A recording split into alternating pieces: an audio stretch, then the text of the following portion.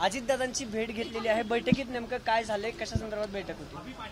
आज पुणे शहरामध्ये जी बैठक पालकमंत्री अजितदादांच्या अध्यक्षतेखाली झाली त्याच्यामध्ये शेती व पिण्याच्या पाण्याच्या बाबतीतली चर्चा झाली।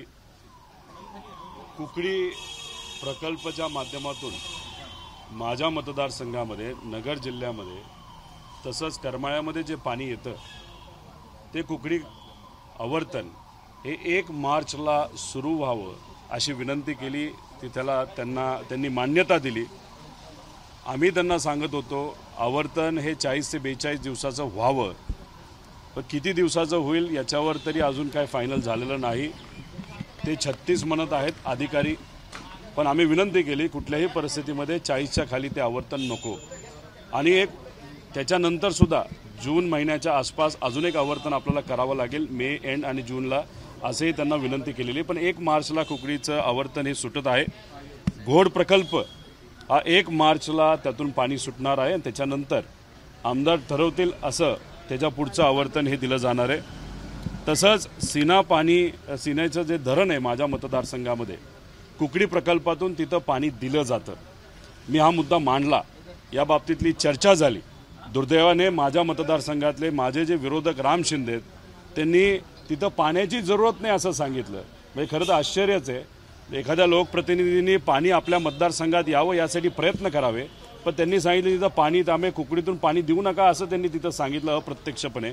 त्याचं दुर्दैव आहे, पण आम्ही सुद्धा या बाबतीत लढणार आहोत। कुकडीतून सिन्याच्या धरणात पाणी द्यावं, त्याच्यावर आमची 22 गावं आहेत आणि आष्टीला सुद्धा पाणी कधी आधी पाणी कमी पडलं तर दिलं जातं।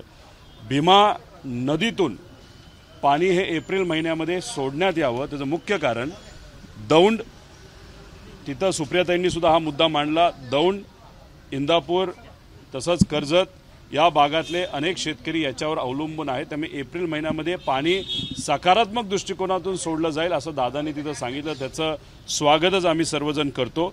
त्याच्याचबरोबर उजनी प्रकल्प आणि इतरही ह्याच्यातून शेतकऱ्याला जी काय पाणीपट्टी लावली जाते त्याच्यामध्ये 5 ते 6 पट वाढ केली गेली आहे। हा विषय जेव्हा आदरणीय अजितदादांसमोर मांडला तेव्हा दादांनी अधिकाऱ्यांना सांगून GR येत आहे, त्याच्या बाबतीत नक्कीच शेतकऱ्याला कुठेतरी सवलत ही दिली जाईल असं सांगितलं। त्याचंही स्वागत करतो। तो GR कधी येईल हे बघावं लागेल।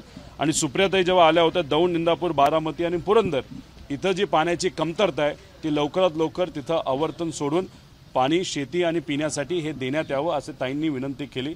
अशा पद्धतीची चर्चा आज दादांच्या उपस्थितीमध्ये या बैठकीमध्ये झालेली आहे। राजेश टोपे देखील बैठकीला आले होते दादा, नेमकं कुठले मुद्दे घेऊन राजेश टोपे खरं तर उपमुख्यमंत्र्यांना भेटायला आले होते? आमची जी बैठक चालू होती त्या बैठकीमध्ये राजेश टोपे साहेब तर मला काही दिसले नाहीत, आले असतील तर मला माहीत नाही, पण त्यांचा कुठला विषय हे मला आता तरी सांगता येणार नाही। पण माझ्या अंदाजाने रायगडकडे ते निघाले असावेत, इथं आले असतील तर मला माहीत नाही। रायगडमध्ये आज नव्या चिन्हाचं अनावरण तुमच्या सगळ्यांच्या हस्ते होते, पवारसाहेब सुद्धा उपस्थित राहणार आहेत का?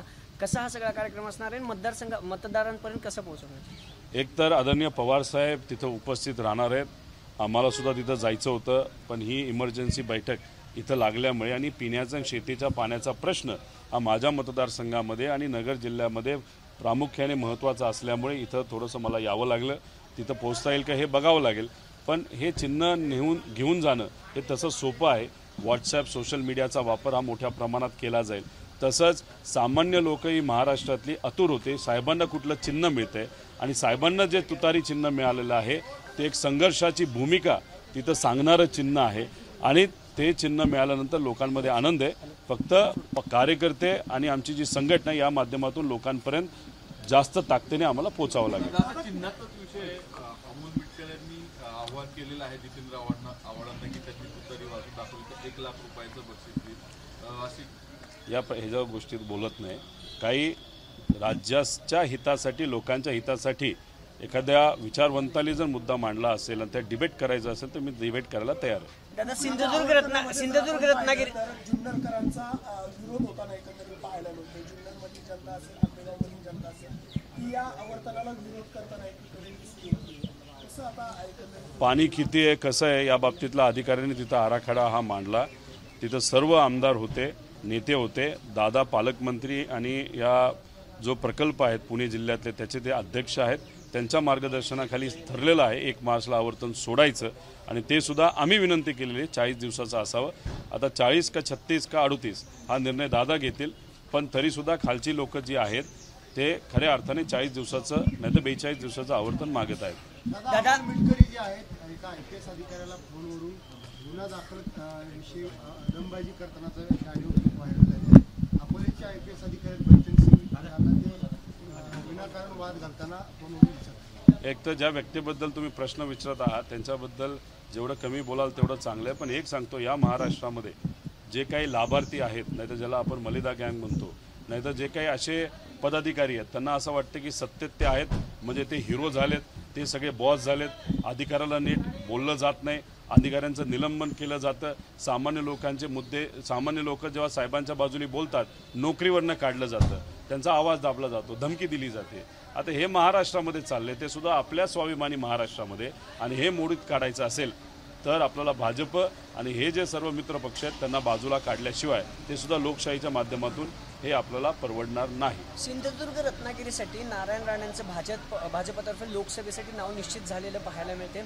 अनेक नेते आहेत ज्यांचं आता नाव हळूहळू निश्चित होते. दादा कसं बघताय या सगळ्याकडे, कारण आव्हान असणारे मोठं तुमच्या सगळ्यांसमोर? 100% आव्हान असणार आहे, कारण का BJP आणि मित्रपक्षाकडे आपण जर बघितलं तर आर्थिक ताकद खूप मोठी आहे. पैसा कुठून येतो हा आपल्याला बघावा लागेल. पण काही लोक चर्चेत असं म्हणतात कमीत कमी 60 ते 70 कोटी रुपये खर्च हा सत्तेतले लोक एका खासदारकीला करणार आहे. हा पैसा आला कुठून असा प्रश्न लोकसुद्धा तिथं विचारणार आहेत. पण शेवटी आमच्याकडे काय, तो लोकांना विश्वासात घेतं आणि आमचे जे नेते आहेत साहेब, उद्धव ठाकरे साहेब आणि काँग्रेसचे नेते यांच्याबरोबर कार्यकर्त्याला विश्वासात घेऊन, लोकांना विश्वासात घेऊन ही लढा लढायचा. नारायण राणे निवडून येतील असं वाटतं? त्यांना सोपी आहे ही लढाई? हे बघा, नारायण राणे साहेब मोठे नेते आहेत, ते त्यांच्या मतदारसंघामध्ये त्यांनी काय काम केलं आहे तिथं गेल्याशिवाय आपल्याला कळणार नाही. पण मध्ये आधे भाजपने मुद्दामून त्यांच्या माध्यमातून मराठा समाजाचे असतील नाहीतर इतरही काही महत्त्वपूर्ण मुद्द्यांवर जे काही वक्तव्य करून घेतलेले आहेत त्याचं नुकसान कदाचित त्यांना होऊ शकतं अशी चर्चा लोकांमध्ये आहे. नितेश राणेंनी पुन्हा एकदा वक्तव्य केलेलं आहे की ते आमची सत्ता असताना पोलीस आमचं काय बिघडू शकते. 100% त्यांचा पोलीस काय बिघडू शकत नाही. दुर्दैवाने या महाराष्ट्रामध्ये गरिबाचंच बिघडतंय, गरीबच अडचणीत आहेत, महिला अडचणीत आहेत, कोयता गँग मोठ्या प्रमाणात केली जाते, 1.5 दिवसाढवळ्या तिथं गोळ्या घातल्या जातात, आमदार गोळ्या घालतात. त्यामुळे नितेश राणेचं काही बिघडणार नाही. ते सेलिब्रिटी आहेत, ते मोठे नेते आहेत, एका मोठ्या नेत्याचा तो मुलगा आहे, ते आमदार आहेत. पण गरिबाचं कोण बोलणार? त्यांना कदाचित सागर बंगला वाचवेल, या नेत्यांना सागर बंगला वाचवेल. अरे पण सागर बंगल्याला हेही सांगा ना, गरिबाला वाचवा, गरिबाच्या अडचणी सोडवा. पण सागर बंगला फक्त नेत्यांसाठी आहे का, गरिबासाठी नाही का? आज या महाराष्ट्राची परिस्थिती बिहार आणि उत्तर प्रदेशपेक्षा विचित्र झाली आहे. तर याच्याबद्दल लक्ष घालण्यापेक्षा नेते आणि जे स्फोटक वक्तव्य करणाऱ्या लोकांच्या बाजूने सागर बंगला हे दुर्दैव आहे. दादा, महाविकास आघाडीचा मेळावा जो आहे तो पुण्यात होते, सगळे बडे नेते आपल्या मेळाव्याला उपस्थित राहणार. काँग्रेस भवनमध्ये मेळावा पार पडतोय. पुणे लोकसभेची तयारी महाविकास आघाडीतून सुरू झाली असं समजायचं? हा एक मेळावा कार्यकर्त्याचा मेळावा आहे, त्यामुळे जेवढं जास्त मर्यादित आपल्याला ठेवता येईल आणि फक्त कार्यकर्त्याला बोलावता येईल याचा प्रयत्न ह्या तिन्ही पक्षांकडनं झालेला आहे. नक्कीच सभेला प्रतिसाद चांगला येईल, तिथं मोठे नेते येतील आणि आपापलं भाषण तिथं करतील आणि येणाऱ्या लोकसभेसाठी त्याची मदत नक्कीच होईल. जी तुतारी आहे ना दादा, बारामती लोकसभेमध्ये दौरे वाढताना पाहायला मिळत आहेत. बारामती लोकसभेमध्ये सुमित्रा पवार उभी राहण्याची चर्चा आहे. आदरणीय पवार साहेबांच्या पार्टीच्या बद्दल काही प्रमाणात आम्ही सांगू शकतो. सुप्रियाताई तिथं तुतारी या चिन्हावर लढणार आहेत. राहिला प्रश्न घड्याळ नाही तर भाजपचा, त्यांनाच खरं तर विचारलं पाहिजे की त्यांचा उमेदवार कोण आहे. सुजय विखे पाटील म्हणतात तुतारी वाजेल की नुसतीच हवा निघेल, हे काही दिवसांमध्ये समजेल. सुजय विखे पाटील साहेबांना असं विचारा, दिल्ली दौरे तुमचे का आता गेल्या नजीकच्या काळामध्ये वाढलेत, त्यांचंच तिकीट कापलं जाईल का काय अशी चर्चा सुरू झाल्यानंतर अमित शहाला 10 वेळा तुम्ही, अमित शहा साहेबांना 10 वेळा तुम्ही भेटता, त्याच्यावरनं हवा कोणाची निघाली हे एकदा लोकांना तुम्ही कुठेतरी सांगा. आणि हवा काढणारे लोक हे तुमच्याच पार्टीतले आहेत का हे सुद्धा लोकांना तुम्ही स्पष्ट करा. दादा, शेतकरी नेते सदाभाऊ खोत यांनी एक ठिकाणी बोलताना असं म्हटलेलं आहे की शरद पवार आधुनिक काळातले शेतकरी काय होतं? हे बघा, कोणाबद्दल बोला तुम्ही? खोत, सदाभाऊ खोत साहेब बोलताना काय बोलतात? शेतकऱ्यांच्या बाजूने लढत असताना आम्ही नाटक करत होतो, दुधात पाणी टाकायचो. आता शेतकऱ्यांसाठी लढत असताना तुम्ही मनापासून लढलं पाहिजे. तुम्ही जर खोट्या मनाने लढून एकदा सत्तेत गेल्यानंतर शेतकऱ्याला तुम्ही विसरत असाल आणि त्यांच्याबद्दल तुम्ही मला जर प्रतिक्रिया विचारत असाल तर मी तरी नक्कीच त्यांच्याबद्दल काही बोलणार नाही. एबीपी माझा, उघडा डोळे बघा नीट.